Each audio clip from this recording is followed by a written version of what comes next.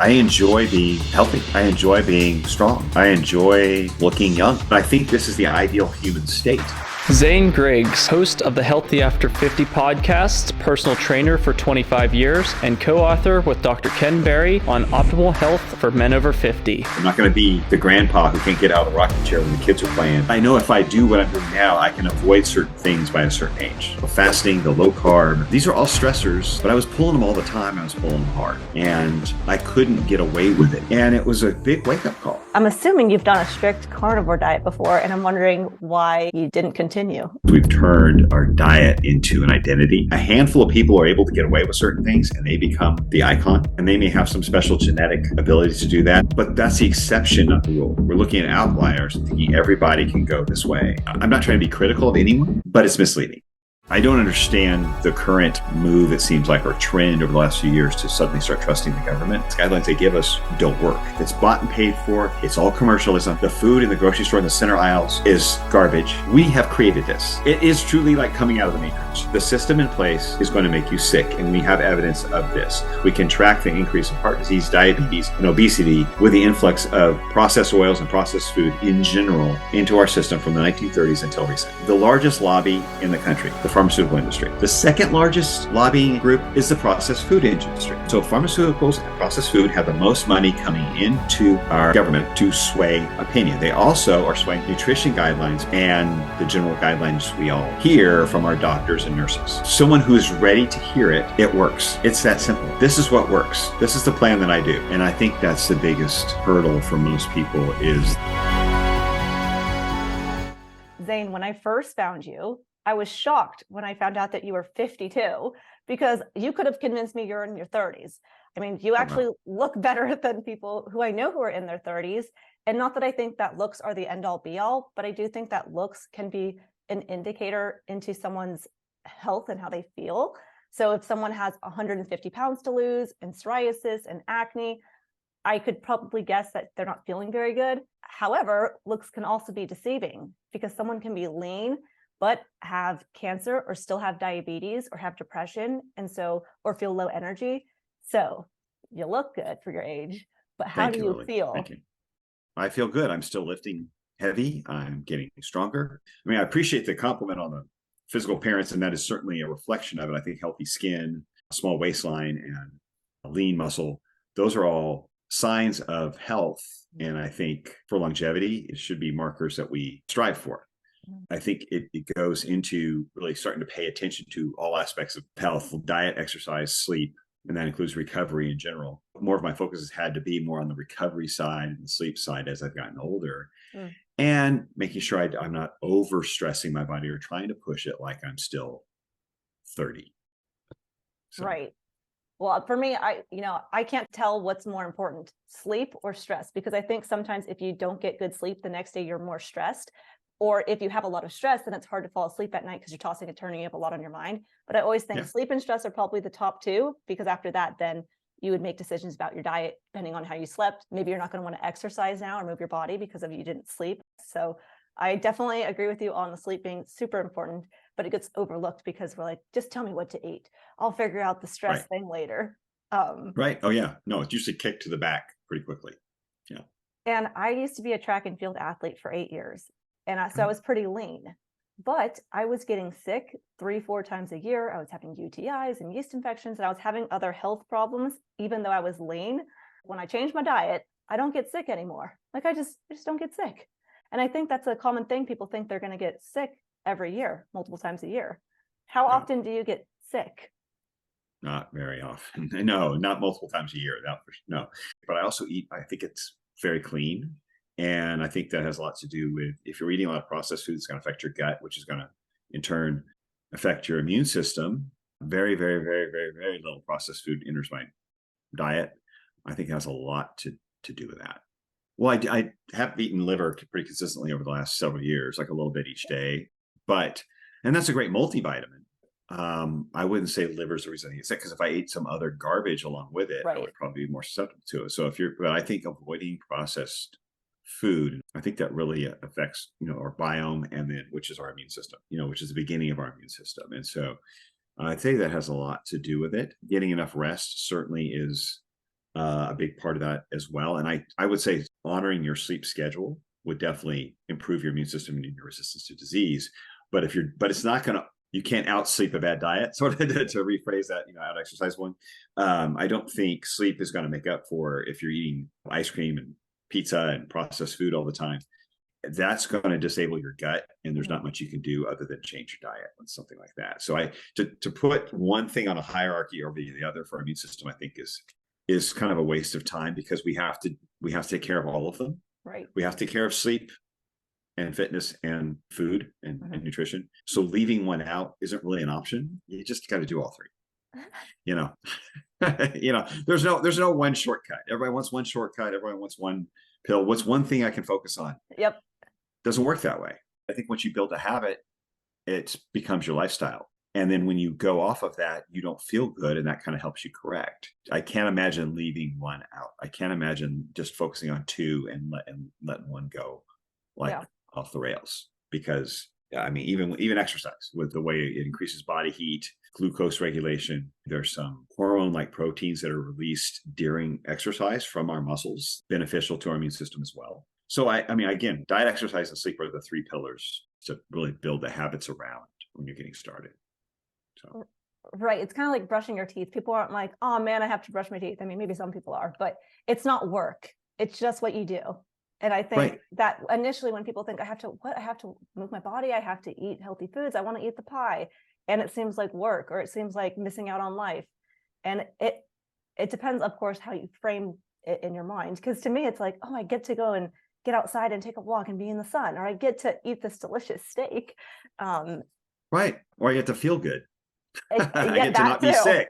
Yep. I need to not be on medications. I get to, be healthier than most of my peers and be functional at an older age. Because when you're young, you kind of take your health for granted, because most people are healthy and you're healthy. It doesn't take much effort to have it. As you get older, it becomes more rare not to have issues. And so avoiding those issues through simple lifestyle habits, to me, seems like the winning approach. And I can't imagine doing it any other way. I don't think there is another way.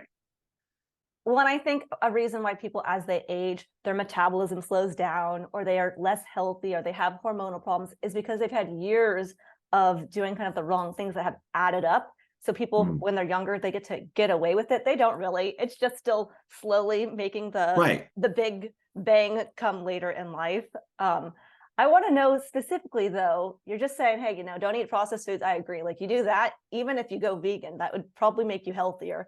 And I think then you'd probably want to incorporate some meat afterwards. But I think eliminate the processed foods and you'll likely feel pretty good.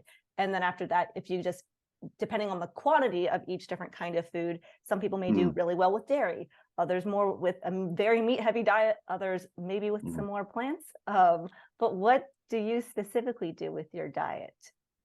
Wow. I might have to backtrack a little bit. So early on, like 2002, I've been a personal trainer for 25 years. And so I was working with a lot of people who needed to lose weight, and realized just through experience that low carb diet worked really well for weight loss. For my clients and for most people, it was just a good approach. And this is 20 plus years ago.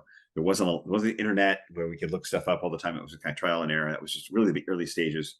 But I began as someone who wanted to be able to speak with knowledge, experimenting with that as well. So I was applying to my clients who wanted to lose weight, but also playing with it as well. 2009, 2010, came across intermittent fasting and some blogs on that, and started playing with that. Or 16-hour fast during the day, sometimes a 24-hour fast. And so I incorporated that into my diet. So I was like low carb, intermittent fasting, again, tinkering. I'm just a tinkerer. So I just tinker, I play, and I made it part of my lifestyle. And then the last few years, really moved more into what you call an animal-based, really heavy meat, a lot of eggs, a little bit of fruit here and there, and some potatoes, sweet potatoes, stuff like that for energy when I needed it. But I was still fairly low carb, and I was still playing with intermittent fasting. And I realized, starting to look at blood work, I started really digging into blood work for my clients and for me, really looking at things like hormonal response, lipid panels, stress response, things like that. I looked great. I looked lean, had good muscle, but I wasn't recovering very well. And I was in my late 40s at this point. And just doing some kind of thinking and playing, I realized, okay, I was pulling all these stressors a little too hard. I was working out hard. I was doing a lot of some sprinting, but all the fasting, the low carb, these are all stressors that we use they're good tools, especially if you want to lose weight or you're trying to lean out. But I was pulling them all the time. I was pulling them hard, and I couldn't get away with it anymore at this point. It was starting to raise certain hormone levels, and which were affecting testosterone levels, were affecting recovery, and realized, okay, I need to back off on some of these things. I need to start adding some more carb in, a little less fasting, and see how that feels, and see if I can recover better. And so over the course of the last couple of years, realizing that I would prefer to fuel myself like an athlete rather than a dieter, because I really don't need to lose weight. Yeah. I'm fairly lean. And so take more of a building mindset or performance mindset, like you would with an athlete. Okay, we're fueling for this performance. We're fueling for the strength training and for recovery. If for some reason I want to lean out, I know how to do that. I did that for years, but I'm at a point, as long as I'm eating whole food, I really don't have an issue with gaining unwanted fat. So I'm not talking about someone who's severely insulin resistant or diabetic or already obese or overweight, but someone who's of healthy weight, who's active. You're not going to get fat or diabetic eating whole food, even if you're eating potatoes and fruit with your meat. And we see examples of this in history, like in the 1800s, we ate like off the farm, right? Most people were living on a farm. They ate farm food. It's whatever they grew. We didn't have the processed food. And our obesity rate was in 1900 was like 1%. So as soon as the processed food entered our system, that's when it started growing. By the 1970s, it was like 13%. And now we're at 42% obesity. And we can see that with the influx of processed food in our system. Even kids are at 20% obesity now. And that's 3 times what it was in the 70s. So we've created this problem, and it didn't come from eating meat and potatoes or fruit or whatever else you think of that grew on a tree or grew in the ground. We didn't get metabolic disease from those foods. Nor did we get it, as we've heard recently from, I think it was Harvard, that meat causes diabetes. That's ridiculous. We've been eating meat for forever, right? And everybody ate a lot more meat until the 70s. It started coming back down. We didn't have these levels of heart disease, diabetes, obesity, until we started substituting whole food and meat for all the processed food that we see in all the middle aisles of the grocery store, or whatever we can order and have delivered to our house.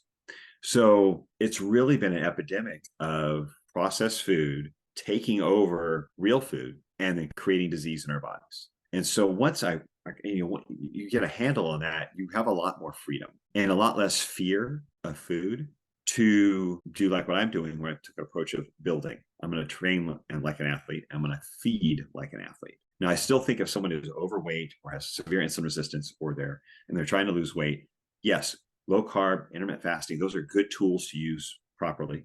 And then when you get down to maintenance weight, see what you need to do. Everyone's body's a little different what they can get away with. And where you are in your age and so forth. I think those are all factors to consider. I don't think there's a one size fits all diet to just go plunk here. This is what everybody should do. I think it changes for each of us over time, over years. It could be different. So that was a long-winded answer, but I want to make sure I covered the basis so I don't offend. I have a lot of connections with carnivore, keto, low carb community, animal-based community that are friends that I've been on their podcasts, and I get it. I followed all those diets, but it's not. I don't think it's a one size fits all for everybody. And I look at them as tools, not as identities. And I think that's where we've really gone wrong within the community, is we've turned our diet into an identity. And at that point, if you have to change your diet, now you're changing your identity. And that's a very difficult thing to do. We've done like what vegans have done, where we've turned our diet into our religion. And we've got the t-shirt, and we've got the conferences, and we've got the thing we get together in the club. And those are great. Communities, fantastic. And I'm all about expressing what you're doing for your health. But we need to be open to listening to what our bodies are telling us and what we may need to do in the different phases of our lives, without the hurdle of an identity issue with our diet getting in the way. There's like 15 things I could say to all the things that you just said. I know that they got to do different things. I want to specifically know, what does Zane eat though? Come on. What are your macros? How many carbs, fats, proteins? What do you do? 3 meals a day? Oh, you want to know that? Okay. I want to know you. Yeah. Huh? Okay. Gotcha. So my protein, I generally shoot for like 0.8 to 1 gram per pound of body weight. Okay. And right now I'm hovering around, 200 to 205. How tall are you? I'm 6'2". Okay. So I'm aiming for that as far as protein. Well, a lot of my protein is somewhat fatty meat. my fat ratio will come up to about 30% of my calories pretty easily, 25-30% of my calories. Mhm. My protein's about 30, can be anywhere from 25 to 35% of my calories.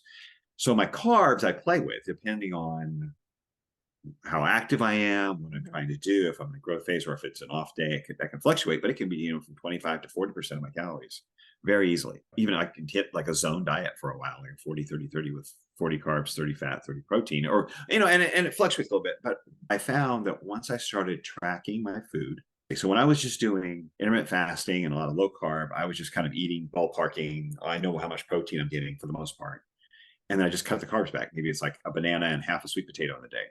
Not a lot of carbs for someone who's lean and weighs 200 pounds and trying to work out all the time. Yeah. But when I got a food scale. I started using my Fitness Pal, tracking what I was eating and seeing, playing with things and seeing, well, what's working and how do I feel when I do that? I mean, really getting nitty gritty, not only for me, but for dealing with my clients as well, for helping my clients who want to perform better. I mean, I have some clients who do need to lose weight. Then I have some that are like, they're A- and they're trying to get to A+. All right. So these are really good, in shape, 40 to 60-year-olds who just take care of themselves, and they rely on me for this information. And so I don't want to speak out of turn without doing it myself, if I couldn't do it for myself. So I started weighing my food, logging it in my Fitness Pal, looking at, okay, how do I feel when I'm at 25% carb, 35% fat, and 30% protein? Okay, how is that working? And then I start playing with it and tracking and really getting an idea of how much food lines up there. So I got a little nerdy with it. I got a little bodybuilder-ish or athlete-like with it. And it was a big wake-up call. It was hard for me to eat maintenance calories. When I learned what my maintenance calories were, say like 2,900, 3,000 calories a day, just to maintain, I almost couldn't eat enough food. Yep. Okay. I wasn't eating ice cream and pizza and all those things. I'm eating whole food, meat, sweet potato, sometimes a regular potato, a little fruit that's glucose driven, because I want glucose for the muscles, not heavy fructose so much, but fruit that has a lot of glucose to go to the glycogen for muscle glycogen. And my fasting insulin, I mean, take blood work all the time. My fasting insulin is still at 3.1, still really low. My blood sugar's healthy. There was no surge of blood sugar. I wasn't like getting lightheaded from blood sugar spikes or anything like that. My body uses it and it puts it in my glucose sinks. They're called muscles. And the muscles just soak that stuff up. And when you're working out, you don't even need insulin to soak up that glucose. It just goes right in. And after you work out for like 2 days or so, you actually need less insulin to get that glucose into the muscle than you normally do. You become very insulin resistant shortly after a workout. So I really don't need a lot of insulin to manage that level of glucose coming into my body because of my activity, because I pay attention to my sleep. And so I could count myself fortunate to be able to know how to do that. But that's my desire, is to teach other people to do that, to teach other people not to fear food. And if they don't need to, if they're healthy and they're active, maybe reconsider their approach from being like a dieter to being more like an athlete, and let's build some muscle. Let's build some bone. As we get older, we need more of that. We're more at risk of sarcopenia and bone loss. And I think part of that is due to the bad food that we're eating, all the processed food. We're not getting enough meat. We're not getting enough fat, good animal fat. And we're approaching our health from almost a fear or a restrictive standpoint. And I don't feel like I'm restricted. There's things I don't eat because I know they're not good for me. But I'm not restricted. I will say this again, I can't eat enough many days. And that's crazy at my age. I'm turning 53 this weekend and I'm putting on muscle. I'm getting stronger. I know it's not going to work that way for everyone in their current condition, but I think this is the ideal human state from a healthy human. So does that answer? Did I answer? Yep. Okay. So a lot of people who I work with too, like you said, they have a hard time eating enough. And that's what I have to like push them to do. I'm like, you gotta keep, like, I will say, okay, this is the target for the week. And they like can't hit that target still. So we just keep staying at that lower level until they finally consistently eat enough food before we can go up even higher and eat even more. Because people, I feel like, have been just so chronically in a dieted state that they don't know what is a healthy amount of food to eat to get all the vitamins and minerals they need.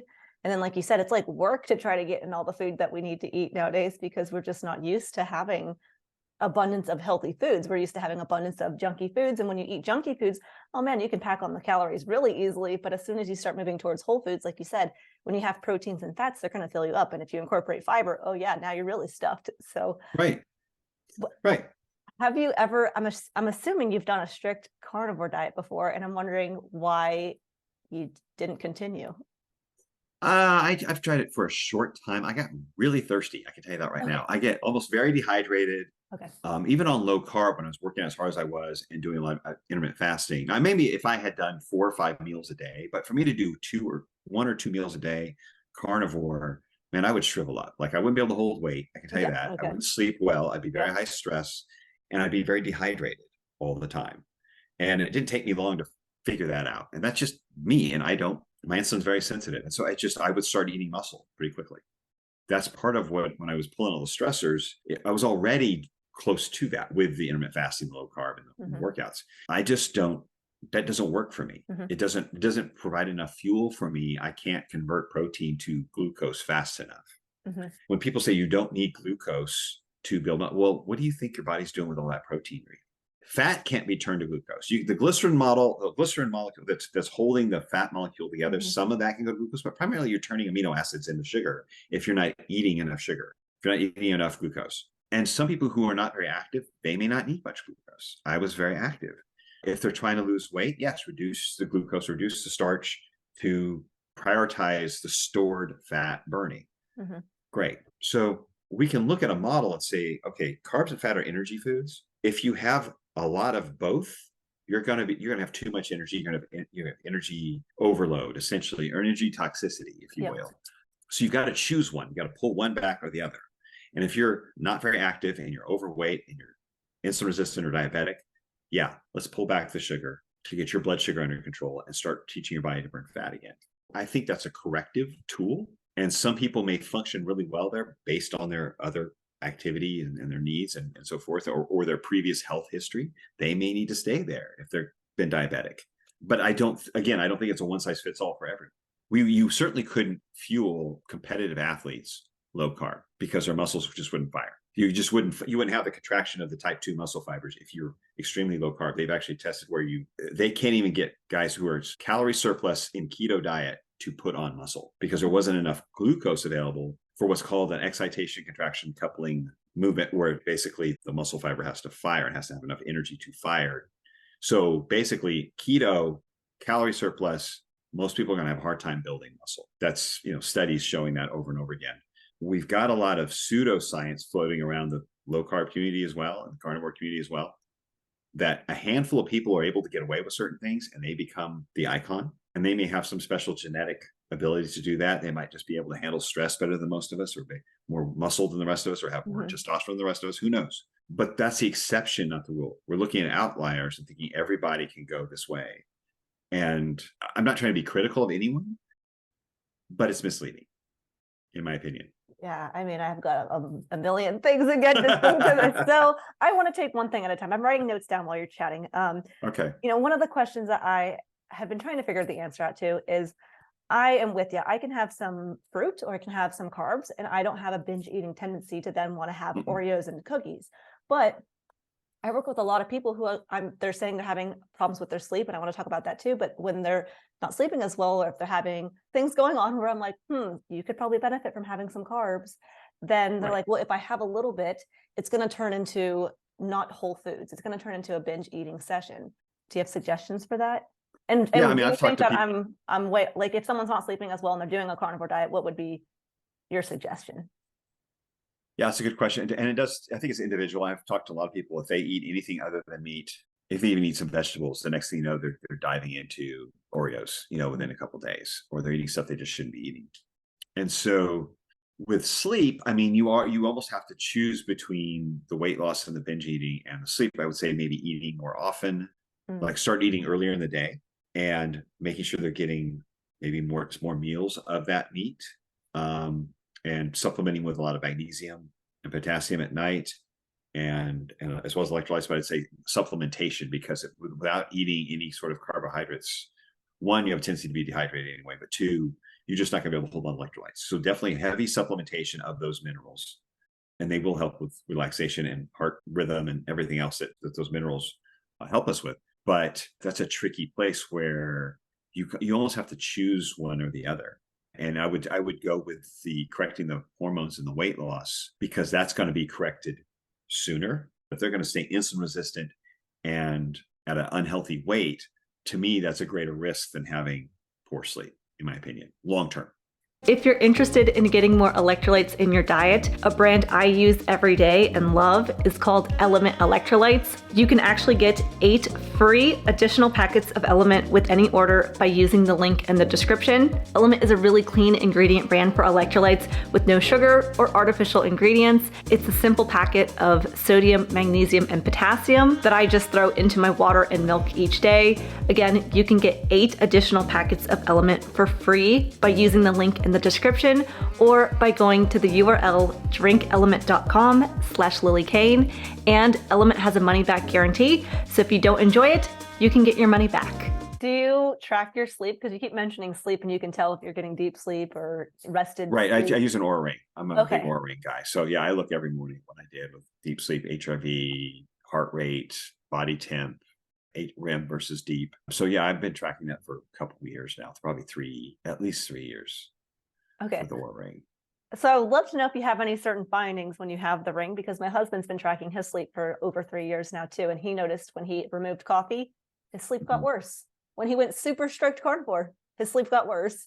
Oh yeah. So he can tell, different foods, different activities we do throughout the day, or if there's like a lot of stress in our life, he can see how it impacts his sleep. And I think it's super interesting. I don't have one because I think I would be trying so hard to get like an A. I'd be like, fall asleep, fall asleep, fall asleep. So I think it would give me more stress. But I like to look at his and be like, okay, so what if we ate out last night? Well, how did that impact us?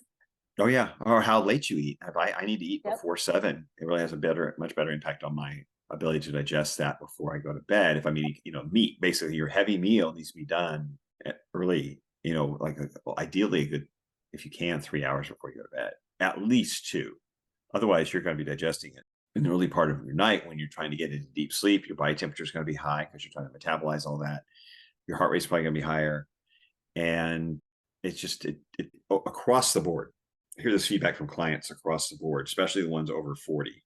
They pulled their meal back to a certain time. They eat before this time.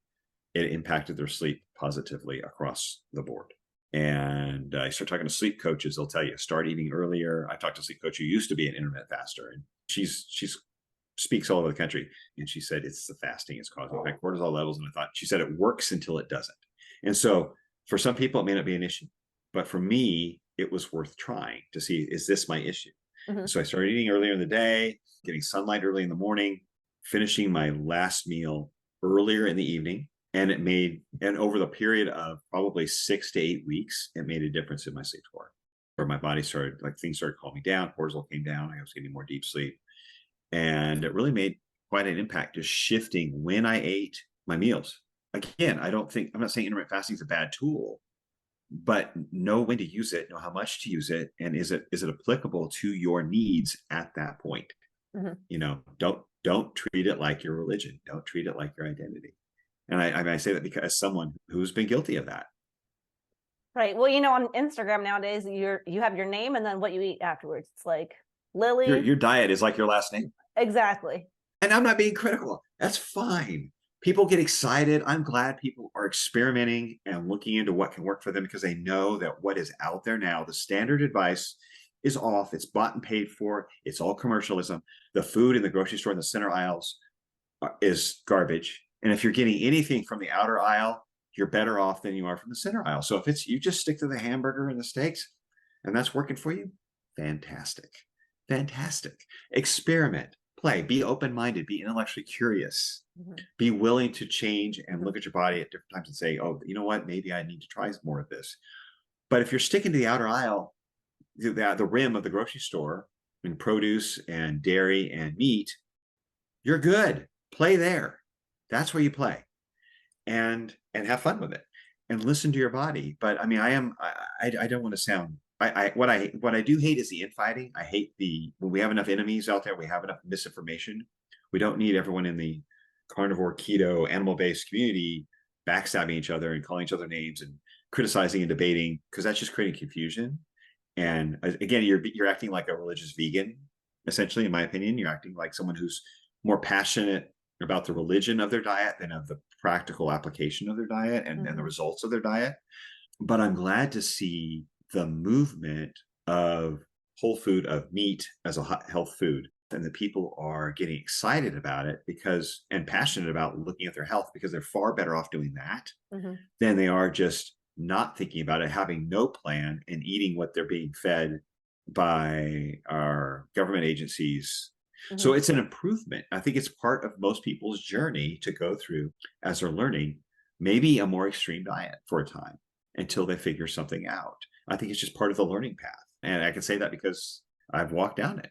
But I just encourage everyone to be intellectually curious and not so quick to judge others when they maybe start making changes for themselves because they had a reason to, because they felt better when they did this, or because it just, it was that time in their life where they're like, I want more. So you work with a lot of clients, and I am wondering, what is the biggest takeaway you've learned with working with clients? Ooh, I don't. That's a big question, because they're all so different. Yeah. But I think it really does have to do with what you mentioned earlier, with mindset and with people's habits that they've created, and they think that they can't go without something, that they can't change. Like when you mention eliminating a food or moving towards whole foods and not having a certain, whether it's ice cream or wine or whatever it is, to get to their goal, you can immediately see a little bit of fear going in their eyes. And they're like, oh my gosh, how do I go without that? Because we have created these, because it's their comfort mechanism. And they don't believe that they can do it. And I think that's the biggest hurdle for most people, is that believing that they can make the changes they need to get where they want to go. Once you believe you can do that, or once you've done it for enough time that you believe it, then there really isn't anything in your way, because we're just talking about making food choices, like putting something on your plate that's appropriate to eat. It's not that hard. It's just, it's what's here about people believe about themselves, or they're making that choice, knowing I'm going to be better off without this than I am with it long term. And so think looking at themselves in a long-term view, and believing that they can accomplish what they want to accomplish, and belief that that's actually going to work for them, because for some reason it may have worked for everyone else they know, but for whatever reason they may not believe that they are capable, or that their body's going to be able to do that. That's what I see. I think a lack of belief in their own ability to give something up and grab that result. I think sometimes, I hate to say this, but people have to hit rock bottom first to like truly want to make the change. Like if you have little things here and there, you're like, okay, I'll try to eat a healthier diet. And then they get over it. Like, oh, okay, I'm going to go back to eating what I was eating in the past. But until you hit rock bottom, then it all of a sudden like wakes people up. And I can't say that people all have to hit rock bottom, because I didn't do that, but I got to watch other people and say, oh, no, I don't want to do that. So it can be hard I wish I could figure out like the pill or the secret formula to have people not have to go through rock bottom to be able to still want to have a healthy life for themselves.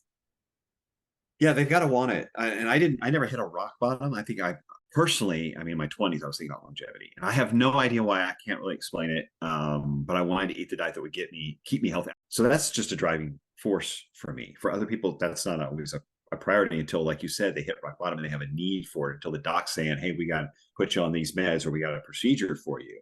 And I don't know why I was different, but I can't imagine waiting until I need a procedure to change my lifestyle, when the signs are there long before you get to that point. And I have a passion to help people, and I've helped a lot of people who are diabetic or who have to lose 100 pounds, and that's what they've done, or whatever it is that their hurdle was. But I can tell you, I've had clients who I couldn't help because they were not ready to change. Because as much as they wanted to pay me to talk them through it, or put them through a workout, or whatever it is that they hired me to do, they weren't ready to do their part.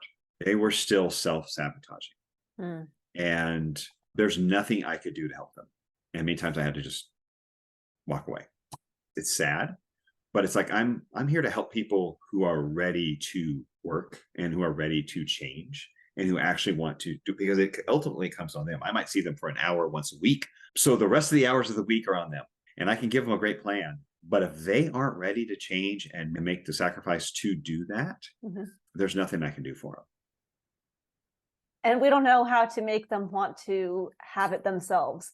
Because That's not my responsibility. Honestly, I don't feel that's my responsibility anymore. I used to think that way when I was young and I was trying to help everybody. And I thought, oh, I could save them. It's like, people are ready and you can't be ready for them. I can't want it more for them than they want it for themselves. Mm-hmm. And I have found when I get to that point where I feel like I want it more for them than they do, there's nothing I can do for them. Yeah. They're not ready. They're not ready for me anyway.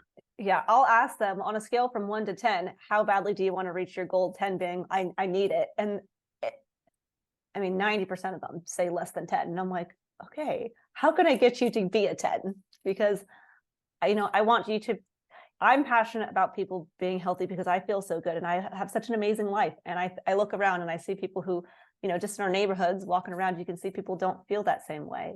And people will leave comments on my videos like, this girl's too smiley. Why she's fake happy? I'm like, because it's so ironic to see people who are truly happy and like feel whole and complete. And so this is the way our world was just even 100 years ago, let alone thousands of years ago, more connected with nature and with community, with people, and then with themselves, and wanting to just eat foods that are human foods, I suppose, and make. Yeah, we didn't have a choice. We had made these other foods at that point. This is all we had to work with. We were looking for more food. We were struggling to grow more food and to raise more livestock. And it was a struggle to create food. And when we got it, we appreciated it. And we have such an overabundance of food in our culture. And it's fake food that we've created. But we throw away more food than we can possibly eat in this country. Yet we keep eating more and more and more than we need because we have this we have this calorie dense, nutrient poor food being given to us. We're not getting nutrients. We're not getting satisfied, but we're getting plenty of more calories than we need. And we're not moving. We don't feel like moving. We have created this. It is truly like coming out of the matrix. You have to, until they see the harm being done to them from the system in place. And the system is driven by greed. I'm not saying it's, whatever. The system in place is going to make you sick. And we have evidence of this. We can track the increase of heart disease, diabetes, and obesity with the influx of processed oils and processed food in general into our system from the 1930s until recent. There's no question. The correlation is strong. It didn't exist before. We didn't have heart disease like this before. It was almost non-existent. The first case study paper written on it was 1912. There were a few rare cases of it in the 1800s. Type 2 diabetes, almost non-existent. We didn't really start tracking that until the 50s. It wouldn't even name it until the 30s or 40s. We have created these lifestyle diseases. There's no question.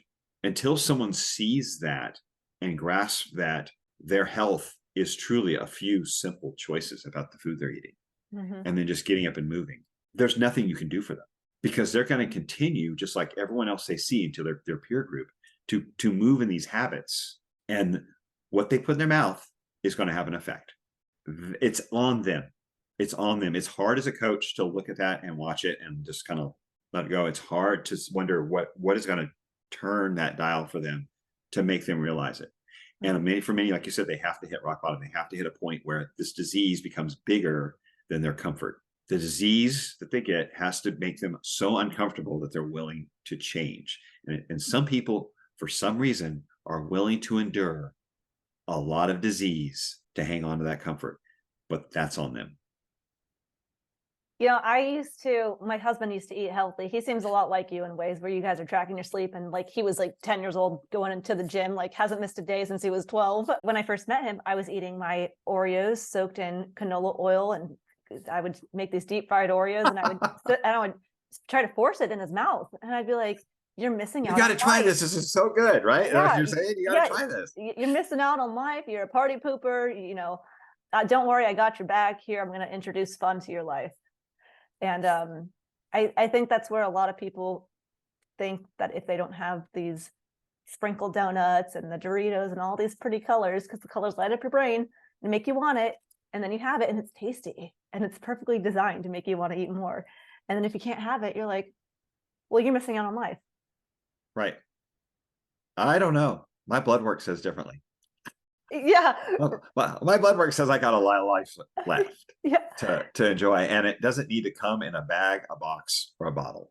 I mean, it's And I hear the same thing about alcohol, and I hear the same thing about French fries. And it's just like, uh, those things don't sway me anymore. I enjoy being healthy. I enjoy being strong. I enjoy looking young. Those things are important to me. And so I still also enjoy what I eat. I enjoy a piece of steak. I enjoy fruit. I enjoy, those things that I have that are, but I don't need those things to give me joy. Mhm. Those are not the things that the food that I eat isn't what brings me joy. The relationships I have in my life, and the fact that I'm going to be here for a long time on this planet, functional and able to make an impact, Mhm. that gives me joy. I'm going to be here for the relationships with the family that I've created. That gives me joy. And I'm going to be able to have an impact. I'm not going to be the grandpa who can't get out of the rocking chair when the kids are playing.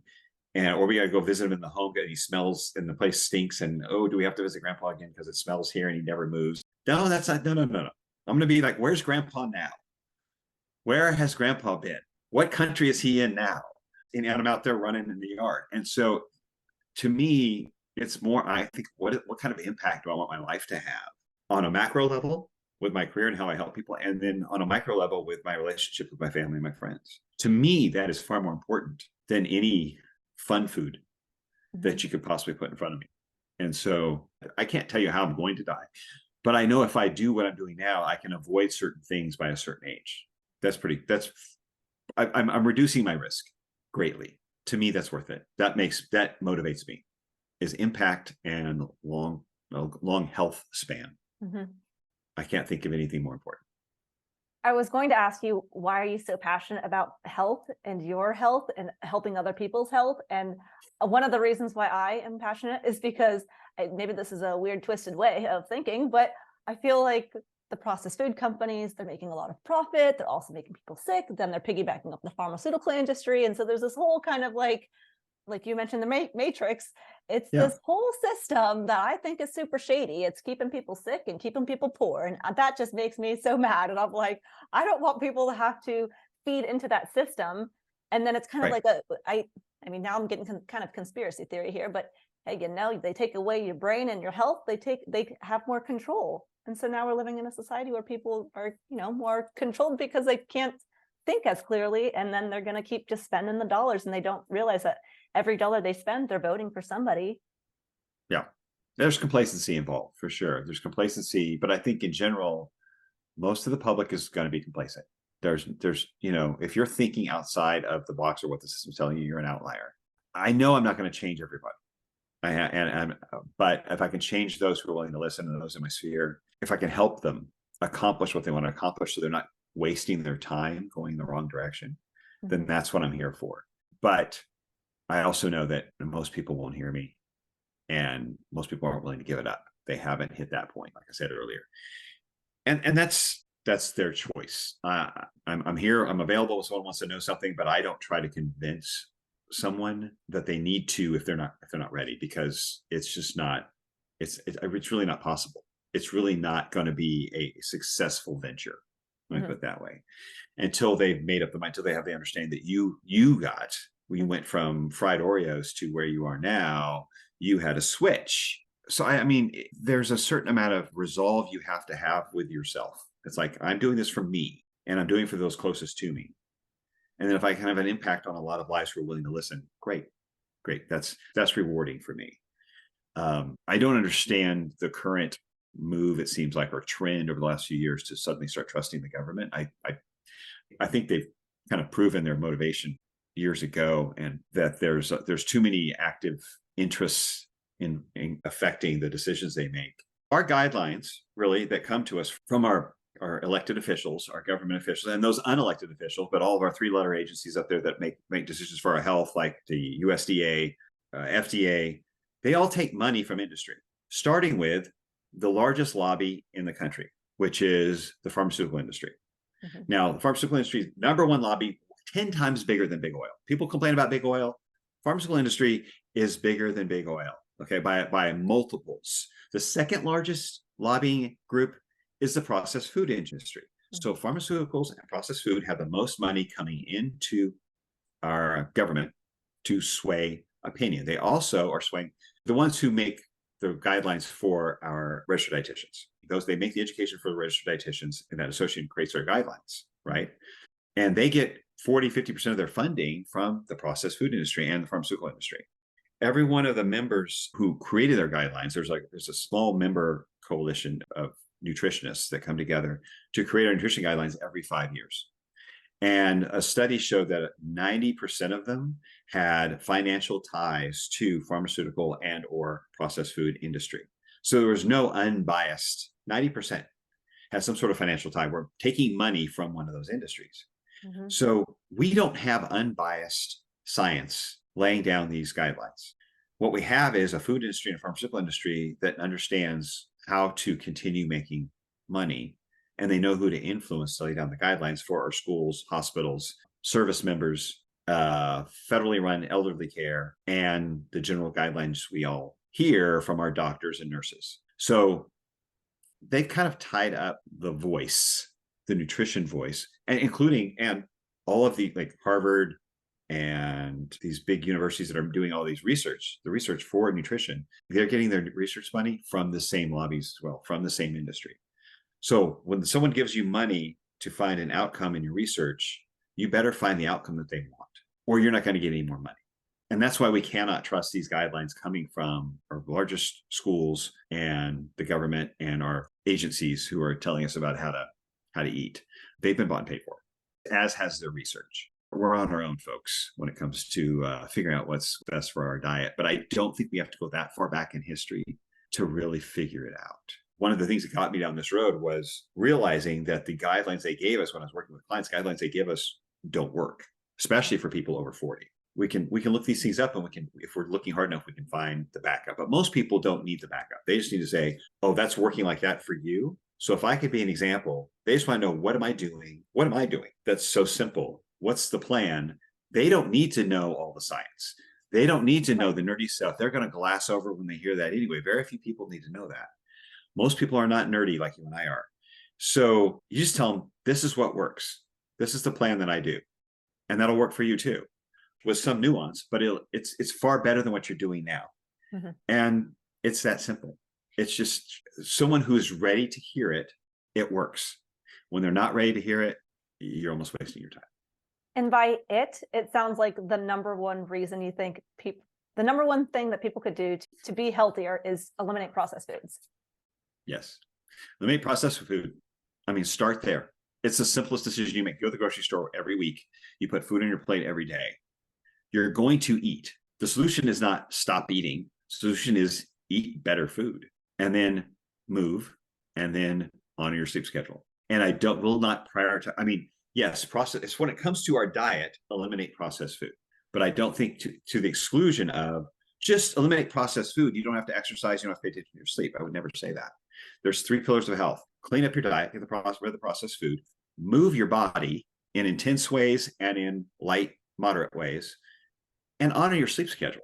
And you're going to be way ahead of 80 to 90% of the public who don't do any of that. You can find more information about Zane and his social media handles on his website, zanegriggs.com, or he's most active on Instagram at Zane Griggs Fitness, so you can reach out to him there.